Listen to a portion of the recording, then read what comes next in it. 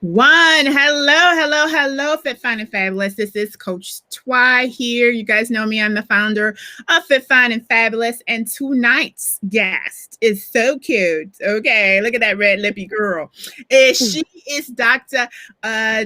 Ajita. I knew I was going to do it. Pronounce your name. I knew I was. Ajita. Ajita. Yeah. You gotta stop with don't think about the spelling. You were fine earlier. Don't think about the spelling. I know. Yeah, I'm trying to read it. I know, right?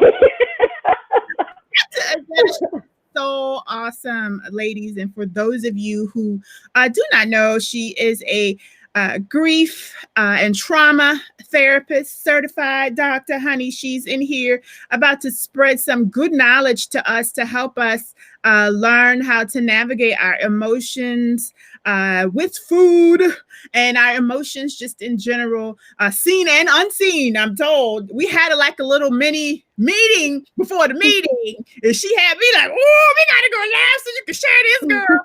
So I'm super excited for her to share some things with you. Now, ladies, if you are there, you kind of gotta let us know you're there, because we're in this tool called Be Live TV, and we can't really see you. So please drop me a hello, or drop us a like or a heart or something. Just let us know that you're live in the group and that she and I are not just talking to each other. Now, if we do that, that's fine too, because there's lots I can learn from the good doctor tonight, honey. But I hope that you guys are also here, because there's lots all of us can learn from her. So tonight, again, we're going to be talking about the cross section of mental health and physical health, right? The cross section of emotions and food. So we're going to be breaking that down tonight. So I think a lot of us need to hear this. I know a lot of you do, because I hear it in the challenges that we're hosting. In fact, we just finished our first week of the Better Body by My Birthday challenge with Coach Twy. And ooh, girl, you are not going to believe this, Ajita.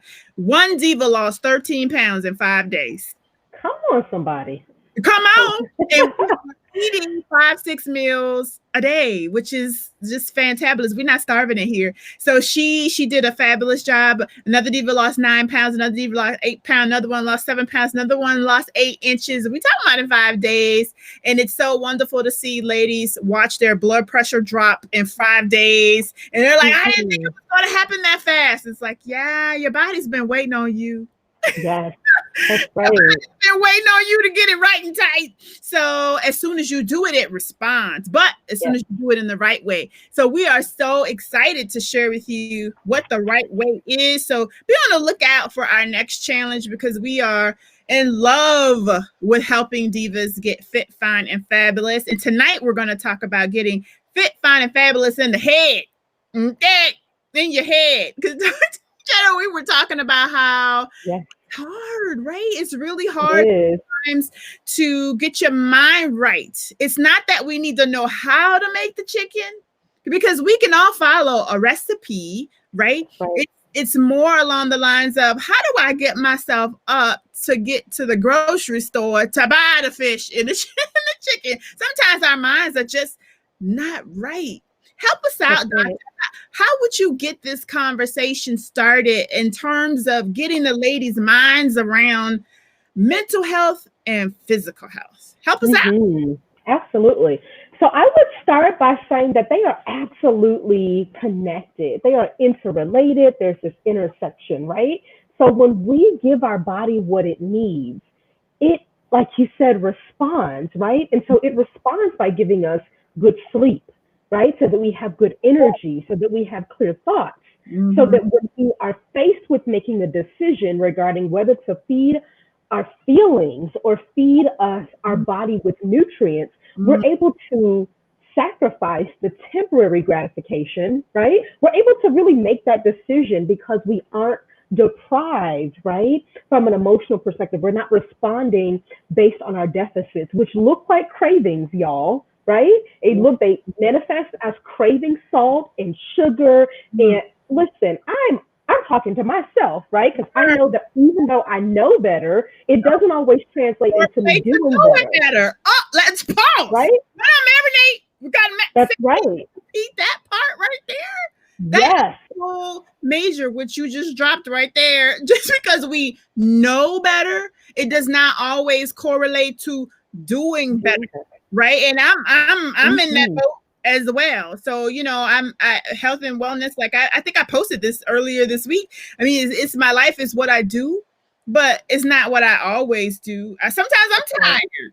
Sometimes I'm tired. Sometimes I'm mentally tired. Sometimes my to-do list is too long, and I flip myself last and first. But there's so many nuances to this. So maybe we could break it down by talking about the different ways that the mind plays tricks on us to get what it wants. Because I don't know, Ajita, maybe Ajetta. I said Ajita. I don't know, but I think of myself as two different people. Oh, some people gonna start thinking I'm crazy for real now, but I really do, because my mind could tell me one thing, but my heart could tell me another thing, or my mind could tell me one thing and my stomach could tell me another thing. So it's like two different people battling, and sometimes my mind and my heart are in agreement. Yes. The way I get them in agreement is by planning, is by goal setting, is by really being centered. Without that, there's a war going on, right? Yeah, absolutely. So there's that thing when you're not planned up and you're not organized. Okay, so some of us just need to get organized. That's one bucket.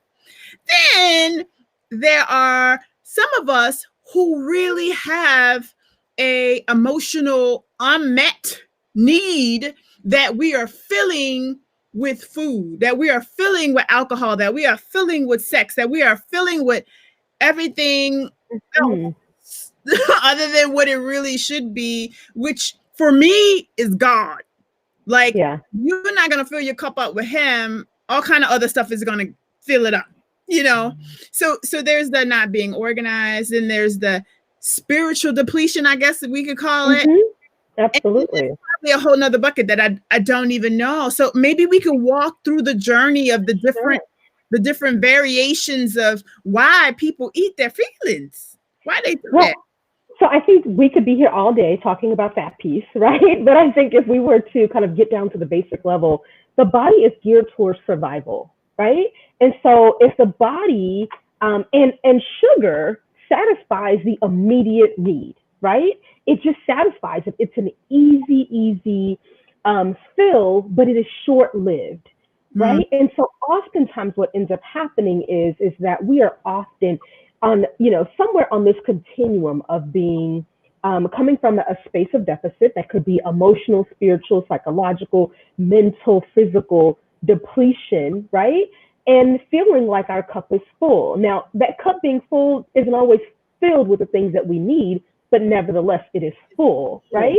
And so the other piece that we want to be careful and mindful around is that even when we know better, because it doesn't always translate into us doing better, this guilt cycle starts, right? Right? And so we know this happens. We know that we could.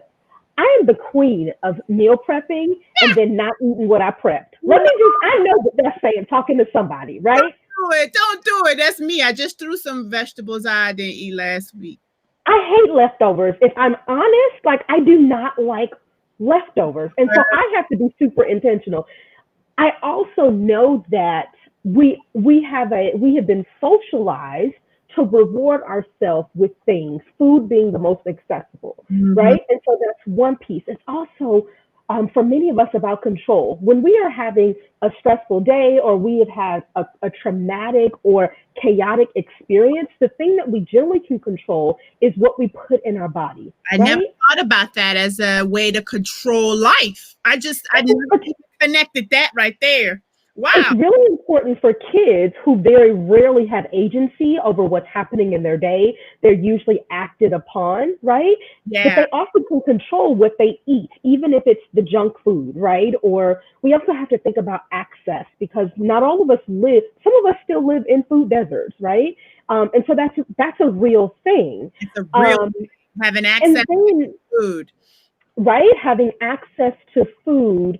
And this pandemic is really, I think, amplifying that gap, right? And the thing about this pandemic that I think is interesting as it relates to, you know, our healthy eating habits or our ability to be physically active or what have you is that we actually didn't get more time back, right? We were, you know, the normal and daily life stressors that were a part of our life before COVID happened didn't go away. They just got compounded with the adjustments we had to make because of COVID, right? And so if we talk about coming from that space, it makes sense that some of us, self included, is walking into fall, thick as cold peanut butter, right? This is what's going on for me right now, right? And then our summer dress season didn't have like all of these different benchmarks that we normally have that cue us into how we're actually doing and taking care of ourselves. I gotta go on my cruise. I gotta go. Right? All that stuff. None of those benchmarks happened, right? And so many of us, we're in the house and now we have access. There's nothing breaking up our day or distracting us from the mindless snacking, right? And so we've kind of just been inundated with decisions, right? And that means that we're often in decision fatigue. What we don't have energy for is the extra step it takes to make better food decisions, right? You got pulling out a whole notebook with you. Listen. Decision fatigue. That's absolutely.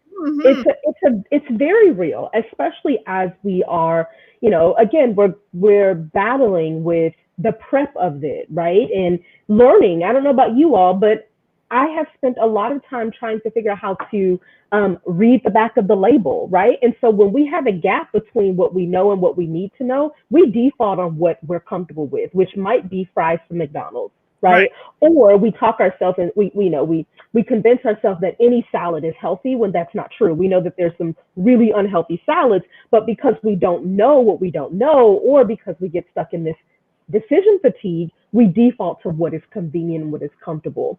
And so all of these things are survival-based mechanisms, right? Again, the body and the mind are geared towards survival. And so if we feel threatened, and that's what happens when we're trying to change behavior, is the body often feels threatened, right? From a we call it from a neocortical perspective, right? So that it's even below our conscious level. When we feel threatened, that's what happens when we go on these starvation-like diets.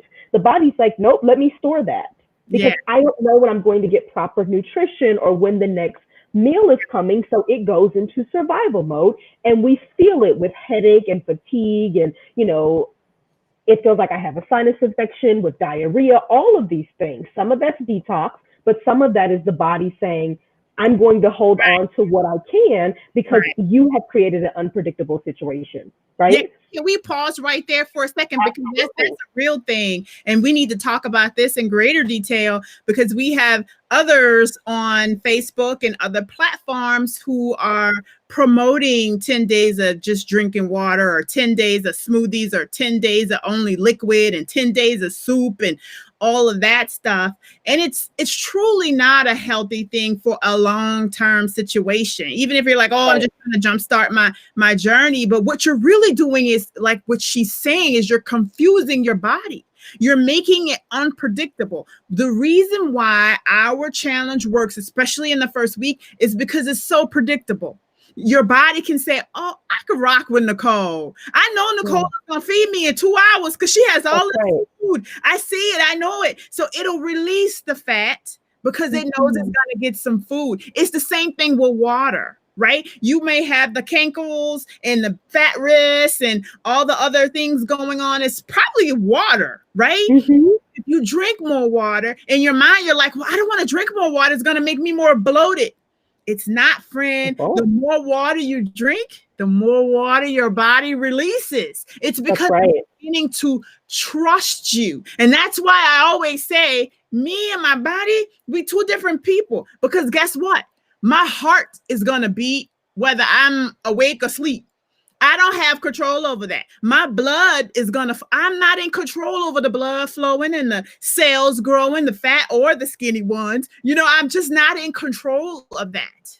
But what ends up happening is you can be in agreement with your body. And when you are in agreement with it, heart, mind, body, and soul, then it begins to release all those things that are just not good. That includes fat, but it also includes that tension in your neck when you think all the wrong thoughts, or it also includes that ache in your back or those knees and all those things when you get your mind and body aligned. So that predictability thing is so key, ladies. So it's not just about the types of foods that you're eating, but it's also about the rhythm of it all. So even if you're doing intermittent fasting, but if you're intermittent fasting and you're doing 11 to 8 and your body's like, oh, I know at 8 I'm going to. That's right.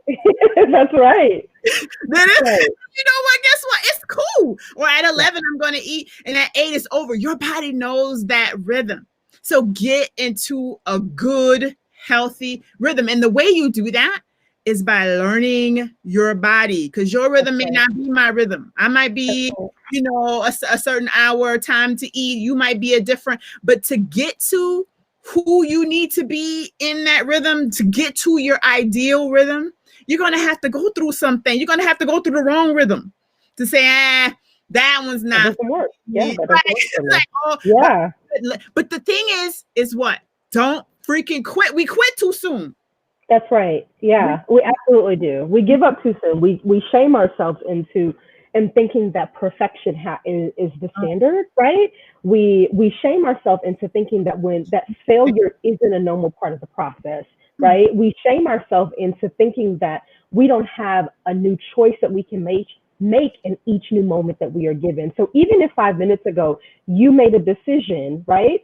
Or what feels like a mistake or something that isn't in alignment with what you actually want for yourself, you have been given the privilege of the next 5 minutes, right? Some of us are not given that, right? Because time is a gift that is unopened by many. And so if you have that next moment, you can reset. You don't have to wait until the next meal or the next day or the next month. You have that very present moment, and that is all you are responsible for.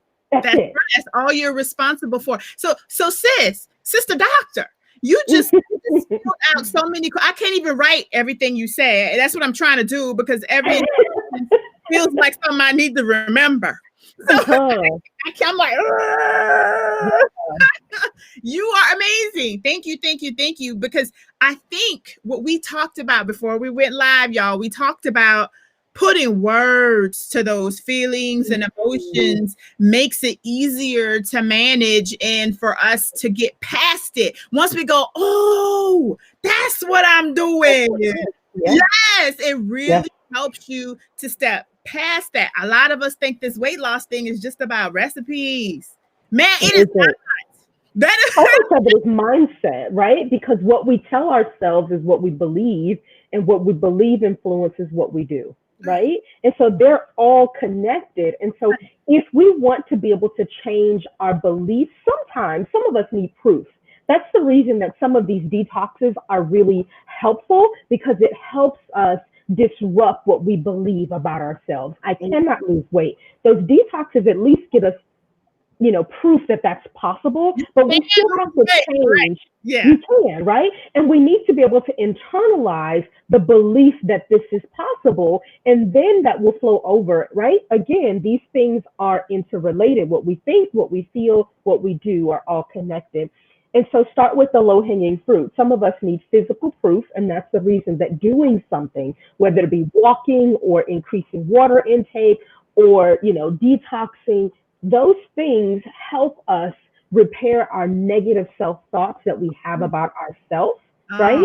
So many of them too. And can I also instruct just a little teeny bit? I really do believe that a lot of us have these horrible negative thoughts. Now, listen, I've helped hundreds of women, so I've heard all the words, and some of them trigger me. I'll just be honest. Some of the negativity triggers me into going, no, don't like that, because some of us don't realize that that is our process. Like, dude, like, it's not that serious. You're getting really angry about this small thing, or you're like really upset about this small thing, and it was like, in the grand scheme of things, it's not that, it's really not that serious. You know what I mean? And it's your mindset about the process That's that right. will stop you from getting success. Not the meal plan, not the people around you, but it's how you're thinking about what you're doing. And all of that comes into play. Like, even if I don't like water, right? Like, I always had this with me. But even if I don't like the water, if I'm gonna act like I like the water, because it matters how you think and you feel about what you're doing, ladies. It matters so very much. So I'm going to act like I like it because it's tricking my mind. It's tricking that other girl. It's tricking that other Nicole. Like, that's right. Yeah. And because we center food at all of our occasions that are synonymous with joy and happiness and family, right? Think about all of our holidays, whether it is, Valentine's Day, Christmas, Thanksgiving, Hanukkah, they're all centered around food, right? And so we have normalized and socialized food as a source of coping, as a way of sharing love, right? And affection. And I'm not saying that this is a bad thing, but that also means that we internalize that food makes us happy. It's food, right? It is that connection. And so food's main purpose is nurturing and survival, right? And so if we don't like water, but we know that it is crucial to surviving, right, and living a healthier life, we can disconnect ourselves from the fact that we may not like water, but that we need water. The body desires water, right? And so even when we are thinking about, I love watermelon. Well, watermelon is mostly water, right? Yeah. And so the body is going to get what it needs, even if it imposes a craving in your spirit. It is going to get what it needs, right? And so that piece is important. And so what might happen if we actually decided that our body, one, is the only one that we have, and two, is the most important resource to not just conserve, but to protect. And so if we recenter that piece, right, and understand that our body will always do what it needs to do for survival, but what if we move from a place of surviving, right, acknowledging our cravings and our deficits, to a place of thriving, and decided, right, that we were no longer going to feed our fear, our stress, our self-doubt, our grief, our insecurity. We are going to starve that so that we can embrace abundance, the snatched waste, joy that you feel down in your spirit, not just until the M&Ms are gone. No. Right? We're talking about a whole different level of abundance that we're wanting to claim. I mean, a self-confidence, whether you are wearing your favorite outfit or you wearing your birthday suit, right? That's a different thing that we have to decide that we want to cultivate, right? Preach, doctor. And I'm not going to pretend that it's as easy as deciding, right? But what is important is that we first have to acknowledge and name the thing that keeps us stuck in the relationship with food that actually no longer works for us. It may have worked for us when we didn't have other resources and other coping and we didn't have control. But if we are no longer in that space or no longer desire to be in that space, then we have to make some intentional decisions about releasing those old behaviors that work when we were in survival, but they won't work for you when you want to thrive, when you want to be in alignment, right? With, and I'm not, physical fitness isn't just about weight. Oh, no, right? We know, particularly as Black women, that scale will trick you every time, right? But not just the scale, because what you just say, you said physical fitness is not just about weight. And she said it's not just about weight, ladies. So please stop it with the I need to lose weight, so I'm going to the gym. That is not your first stop. That is not your first stop when you need to lose weight, okay? Your first stop should be your journal. Why am I doing this? Why did it work before? What can I stop doing? What can I start doing? What should I continue? Your first stop should be your journal, not the gym. Because the gym is execution. You execute what? You got no plan. You just got that's right. Gym. Do you even know how to use the equipment, friend? And furthermore, food over fitness anyways. But the first step is definitely not the gym. It's not just Absolutely. about how you look. It's really, it all starts in your mind. It does. It really- Absolutely. And it is so, so important because when we recognize the relationship, right, mm, we will understand that food for many of us is simply a symptom, right? When we get back to the way that we use food is a symptom of a different issue, a different challenge, whether it be stress or grief or anxiety or boredom, right? Or again, it could be the way that we are socialized because we are socialized around food. And so we have to name those pieces so that we can identify when we are triggered and we turn to food as a mm. source of coping. Okay, so wait, now we can't, we gotta pause because you just full of it. Okay, I'm talking gems, not you full of gems. Okay, I was like, wait, hold on, it's a symptom. It is a I guess symptom, she said it's right? a symptom, but the Stress eating is a symptom. What was the trigger? no, that's the word I was about to go to though. She Yep. said trigger. I don't think Hmm. that we emphasize the fact that I'm running a chocolate as a something triggered that. I don't Yeah. think I don't think we put our minds around that. This is I was triggered when you That's feel right. that crazy craving for potato chip. Like it's Yeah. a crazy craving. I'd be like, I gotta go, and it's really not a Yeah. natural. Your body doesn't need the potato chips. Something Mm-hmm. you were what triggered, and that That's is right. so key for us to make that It is. association with Absolutely. something's triggering us. And so if we can identify what the trigger is, now you know what, Mm-hmm. doctor, this is work you do in the therapy. And Absolutely. some of us need to go to therapy. Let me just put it like That's that. right. Listen. I've been, friend. Some of us just need to sit down and do some good inner work. Some of us keep trying to lose that same 10 pounds over and over again because your mind not right. Yeah. And sometimes, Yeah. we know that a lot of the mental health kind of symptoms that we see, right, manifest as physical, or we call them psychosomatic complaints, right? And so people come to the doctor and they have, upset stomach, they have pain in their stomach, they have difficulty digestion, all of these pieces. And a lot of times it's anxiety and depression. It might also be grief, right? And so those physiological complaints can also have psychological roots, right? And the reverse is often the case, right? So if somebody is coming to me, sometimes they're coming to me and they are severely depressed, right? And they're exhibiting with symptoms that look like their depression is medication resistant. And so I always am interested in, connecting with their primary care doctor so we can run some labs, right? Because I want to make sure that your thyroid isn't the issue that's impacting your fatigue, that's impacting your depression, that's manifesting as depression, right?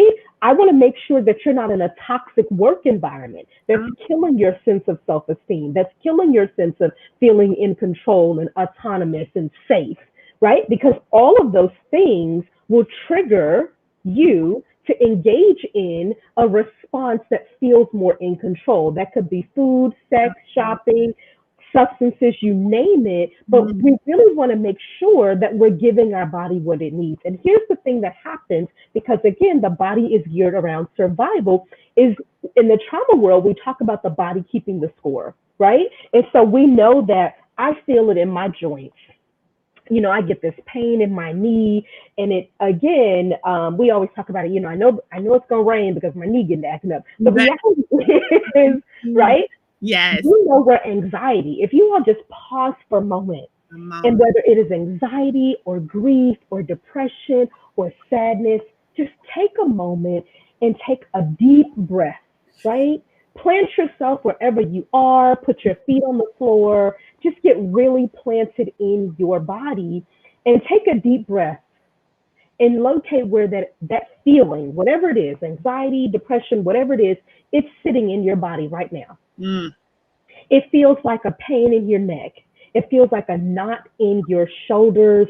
It might feel like tingling in your fingers, right? A heaviness or an ache in your thighs. You know where it is. It sits in your body. And we have gotten so used to it that we think it's there because we are overweight or because we haven't stretched. But it is your body telling you that it needs something. It is out of attunement We hold all of our stress and feelings in our body well before we're able to name that we're sad, name that we're stressed. The body, again, is conditioned around survival. And so it will activate the muscles when the body doesn't feel safe. And it doesn't know that the safety piece is an emotional injury versus a physical injury. It doesn't know the difference. It responds the same, right? And so this is why it's so important that we're aware of what's happening for us.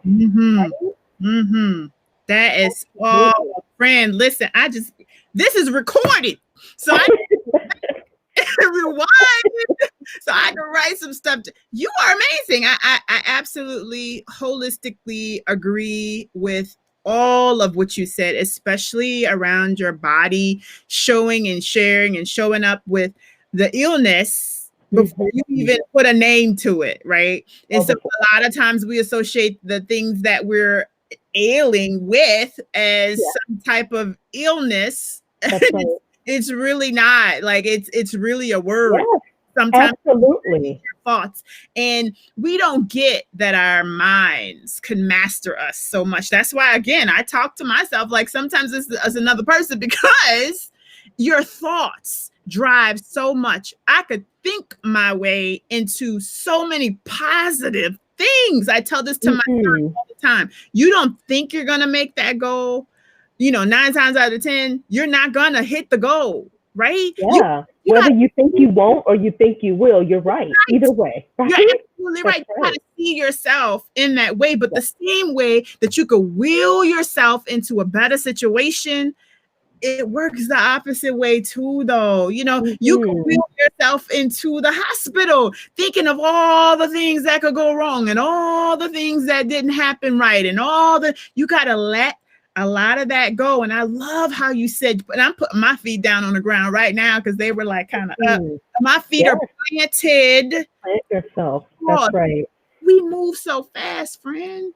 We do. Fast. And sometimes we even get to adjust or to acknowledge or to accept the signals that our bodies are constantly sending us. And like you said, we felt them so much, we've normalized them.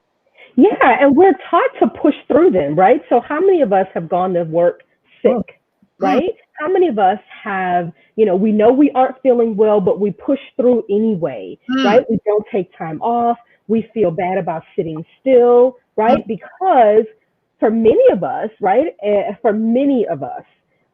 we have learned that our value is in what we produce, right? And so hyperproductivity is a trauma response for many of us, particularly as Black people, as Black women. We have conditioned that our value is in our work, right? Our worth, right, is in what we do and what we produce. And so there is no value in being still on purpose. And so what happens is that we work and work and work until depletion, and then we sit down because we on the sick and the shut-in list. That's not purposeful, right? That's not on purpose, right? And again, the body is cataloging all of these things. I talk a lot about how every time I have a grief anniversary, right, of my grandfather's death and my oldest brother dying 9 months later, that I develop flu-like symptoms. I see them coming. I do my very best to manage them, right? And to manage my own self-care in a way to kind of prevent them from happening. But it's a normal part of the grief process, right? That it will show up in your body. Mine manifests as flu-like symptoms, which has been a heck of a thing in the middle of COVID, right? And so it's to have that show up. COVID, or what is happening? Right? Or did I have the flu and I've gotten tested for all of the things? And I'm like, my doctor turns to me and she says, so doc, this is actually your area of expertise as a grief therapist. You know better than anyone what's going on for you. And I'm like, I know, but I still needed to get it checked because of everything else going on. Yeah. And what I needed to rule that out as like, okay, this is the normal responses to how grief manifests for me. And so I want folks to also hear that it still will show up in your body. I want you to be able to recognize what your body is telling you. For me, it was about giving myself permission to honor the grief and to honor that, for me, they were two of the most important people in my life that I couldn't evaluate that it's been 3 years. I should be better by now because my body was telling me different, right? I needed to rest. I needed to mourn. And yes, it's been 3 years, and yet here I am once again. And so, what did my body need in that moment? It needed rest. It needed prayer. It needed to be in alignment because I was feeling it all over the place. Well, before I looked at the calendar and I was like, well, that's why, right? Because if the date had snuck up on me and I wasn't actually prepared for it, right, in the way that I thought I was doing so well. And so the same thing happens for us for these, I talk a lot about those are physical losses, right? My brother and my grandfather died, but we navigate non-death related losses that trigger the grief response that then we feed. Right? No, we feed you can't talk fast on that one, friend. No, I'm not gonna let you. Okay, so I got the part about the physical losses. People are physically gone. We agree that. I got people not being here. Right. That's but right. Something else. You gotta say it slow. These non-death related losses, we call them symbolic losses, trigger the same grief response, right? Really? And so many of us, absolutely. So non-symbolic or symbolic losses or non-death related losses, many of us have had, loss of safety, right? Which is pervasive because I don't know how many of you all feel safe even if you wear your mask and you sanitize and all these things with this virus running around, right? So that might be physical and emotional safety. Some of us may be in situations where we don't feel physically safe.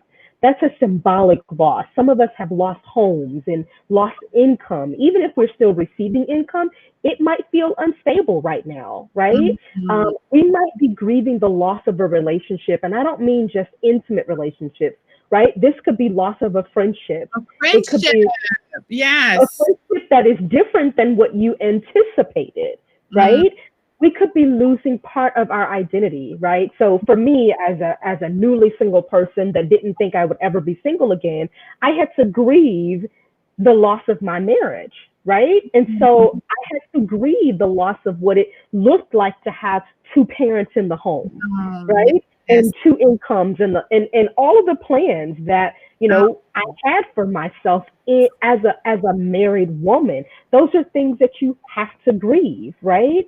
How do you grieve that though? How do you grieve symbolic losses versus? I got to go to my notes to ask you questions. There's no difference. There's no difference in the grief process. Symbolic or physical losses. What happens with symbolic losses is that they end up being what we call disenfranchised grief. It means that disenfranchised grief means that it's unacknowledged by society. And so we don't often acknowledge that people who've navigated a divorce might be grieving, or people who have navigated the loss of a friendship are grieving, right? And so it means that we don't do the things that we do for people who are navigated a physical loss, right? We rally around, we have celebrations and mourning rituals, and we send food and we put them on the prayer line. All of these things for people mourning a loss. They generally get some time off from work to mourn. None of that happens. Right? We are grieving what it means to be Black in this country, in this space right now, right? That is a collective grief that is intergenerational, right? And so we also have the weight of that, that we are grieving. We're grieving that what it feels like to be unsafe in our Black bodies. That is a loss that all of us can relate to, right? And so those are different things that there's usually no space to grieve because we don't even have the words to say that we're grieving. Most of us don't know that symbolic loss exists. So we don't know. Saying to you, not just for the identity or the safety or racially, it's how does a person who may be feeling a certain way correlate that to some symbolic something in their lives? Like, how do you really make that correlation? Like, oh, I'm doing this because of this, and then definitely know that that's truly what the cause and effect that's actually happening. How do you know? Yeah, and so it's psychological, so we have a hard time with cause and effect. However, we do know when things are related. right? And so I always tell my clients that they are the experts. And so I might ask them, well, what was happening in your life around that time, right? And so I ask and look for the transitions. Where's the change, right? What was just happening in your life? And most people, when you ask them, they'll rattle the things off. And I'm like, no, wait a second. Yeah. Now, you said you lost your job, or you said COVID happened. What did COVID change in your life? What plans did you have that got disrupted, right? Were there any people in your life that are no longer in your life, that are no longer accessible for you? Because they may be walking around here. We have folks who they maybe are mothers, fathers, siblings, right? They're in roles that are important to us, but there's a gap between who they are and what we need, right? And so we feel like mother and fatherless daughters and sons because even though they're right there.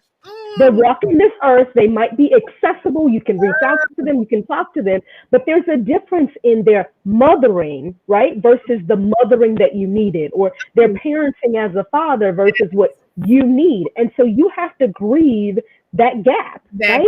So who feels bad? Because what happens? What does our society do? On Mother's Day and Father's Day and other anniversaries, well, you should be thankful you have a mother because mine died. That's actually... It's very dishonoring for people who are grieving toxic relationships or non-existent relationships, right? I had a client who was struggling with, she was born as a result of an extramarital affair, and her father died, right? She never met him, knew who he was.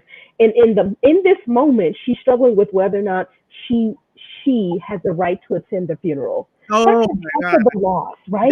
So not only are we grieving the loss of a relationship and the loss of a person, we are also grieving the loss of any future hope that the relationship might have been different. Oh my God.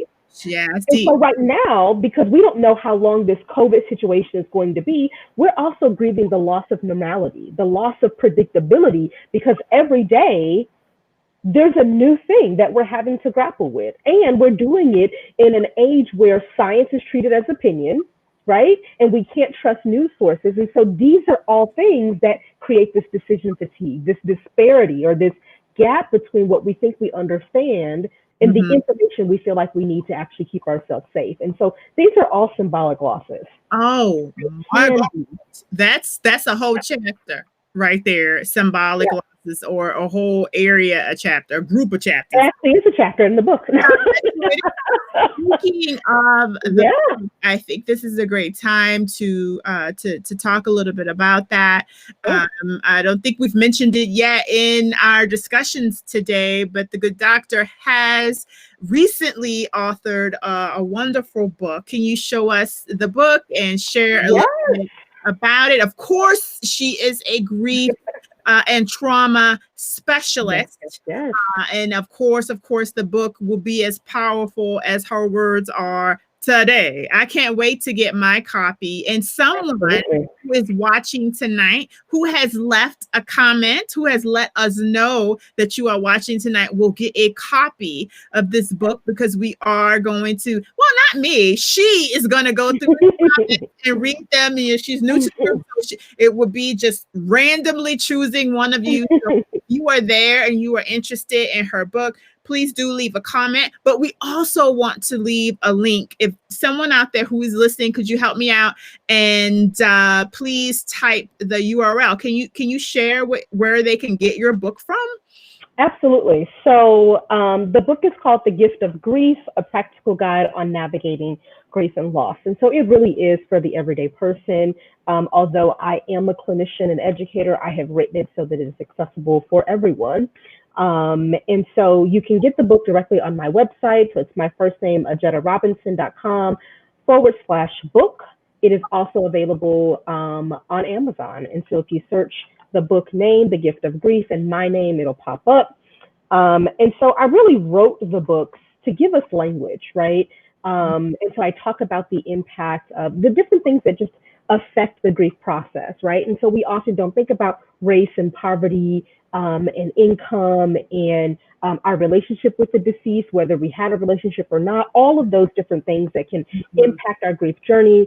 I break down and talk about, symbolic losses and physical losses, ambiguous grief, which we haven't even touched on, disenfranchised grief. There's just so many. And how do we recognize when our grief is complicated or traumatic? Because that we are disproportionately exposed to traumatic content, whether it is direct or indirect as Black people. And we need to be able to recognize how complicated grief and traumatic grief might show up for us as a result of the intersections of our identity, and ultimately how that impacts our health and wellness.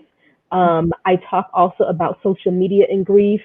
When my brother died, it was picked up by the media. And I mean, it was just all over, right? And so it was pretty invasive as well. There was a lot of misinformation, not enough information. And so I talked a little bit about how social media can impact not only our mental health and wellness, but also our grief process. And I talk a little bit about, there's a chapter in there on children and grief as well, because we mistake children as not grieving because we don't know what it looks like. And we think that they grieve the same way that adults grieve, right? And that is absolutely not true. And so it's 10 chapters in the book. The last chapter, I talk a lot about this part of my story. More recently, being a first-generation poverty disruptor, I'm a first-generation college grad. Disruptor. That's right. That is a shirt right there. That is I do have a shirt, right? I have my pin on that says I'm a trauma disruptor as well. Right. That being really important to my identity, but also not realizing that I had to grieve the cost of being the first, the cost of making it, the cost of being so far, I think, from an income and education perspective from my family of origin, that I lost a sense of home, right? Because I don't, fit completely where I am amongst my peer group, but I also no longer fit where I started, right? And so being able to, the last chapter is called The Cost of Making It, the intersection of success and survival. And for me, it is a love letter kind of to first generation folks, regardless of what the first generation thing is, whether it be poverty or trauma or what have you. And so really giving language to that, because it is a huge grief, right? And loss component that we don't have words to. It actually took me most of my career to figure out that component, right? And how to name that. And so that piece is how we wrap up the book. And then it has a free course companion that comes with it with some resources. And I walk you through creating a loss line, right? A loss history. Because many of us aren't even aware of the physical and symbolic losses that impact us, even the ones that happened before we were born, that may have affected your parents' ability to parent or their ability to be present, right? That affected you, right?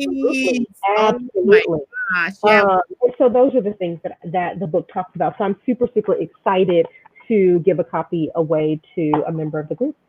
Oh man, yes. And I see ladies are dropping the link to your book and they are so geeked about buying it. Thank you guys for supporting her, because listen, I asked her to come on and chat with you guys, and she does not ask for a fee or anything like that. And I don't know if you know, and I'm sorry if I'm about to embarrass you, but Miss Thang, 7 figures, y'all. This is a 7-figure therapist in our midst, honey. So she does not have to show up in Fit, Fine, and Fabulous. So I am so grateful for you giving back to your community, our community here in Fit, Fine, and Fabulous. And just as Black women, just in general, we need to put words to these things, right? And you have done an eloquent job of doing that. Even in the short time that we've been on this call, I've had so many epiphanies, especially around the non-physical deaths. I'll bet we all have a good 10 of those things just flying around and not really realizing that it's impacting your journey. And one of the things that we talked about this week in our meal prep challenge was grace. We talked a lot about grace, because if you have all this grief going on, you have to give yourself grace to experience mistakes, to experience whatever it is that you need to do to move forward. Because we're going to fail, y'all. Failure is a part of it all. It's a part of success. Perfection is a lie. It's absolute, it doesn't even exist. It doesn't. Yeah, It it doesn't even doesn't. exist. Failure is perfecting the journey. Mhm.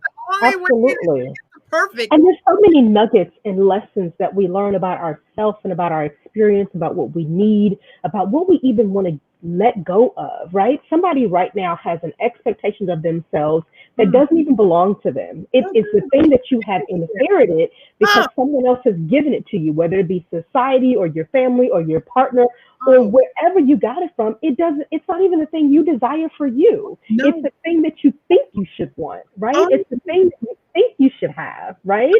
what And we have to divest ourselves. can I also break that down just a little bit in terms, because we're Yeah. in the health and wellness group, in terms of meal prep? Yes. Some of us sit here and make these audacious goals about I'm going to work out 7 days a week and I'm going to meal prep every day and all of my food is going to be fresh. And then when you don't meet the goals, you beat yourself up.